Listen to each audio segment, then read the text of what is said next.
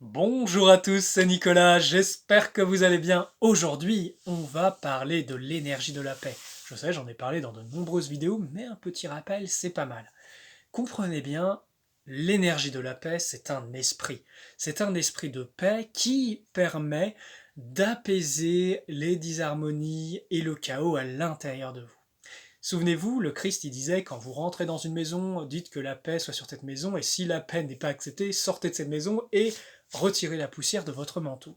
Eh bien, comprenez bien, c'est faire appel au principe de la paix. Et le principe de la paix, quand vous avez compris que c'est un esprit, c'est une vibration, c'est une fréquence, et que vous l'acceptez, cette fréquence va pouvoir s'intégrer en vous et régler des nombreux bugs.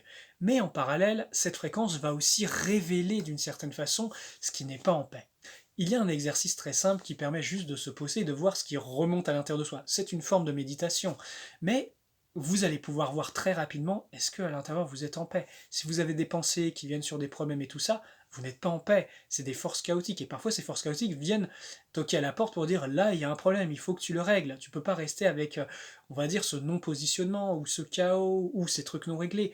Donc aussi l'énergie de la paix pour l'intégrer pleinement, elle va demander à ce que vous réglez tous les petits problèmes de votre vie, et c'est les problèmes généralement qui sont liés à votre monde intérieur.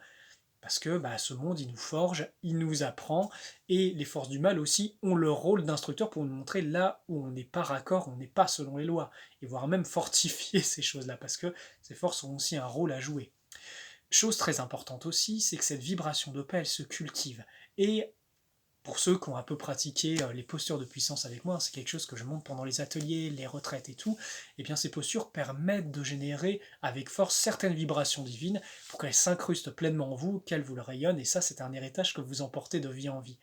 Donc c'est quelque chose de très important, et au cours d'une vie humaine, vous allez aider ce monde, vous allez aider votre monde intérieur, vous allez manifester une vibration puissante qui va justement euh, amener un baume à ce monde et à l'humanité. Souvenez-vous, la paix c'est un super pouvoir, mais pour l'intégrer, ça demande de régler beaucoup de choses et de lui faire une place, de lui faire un nid à cette colombe de la paix, vous savez, pour qu'elle puisse se poser en vous, qu'elle rayonne et qu'elle vous accompagne, vous protège. Et aussi, souvenez-vous que la paix, l'attitude de paix, c'est aussi un choix.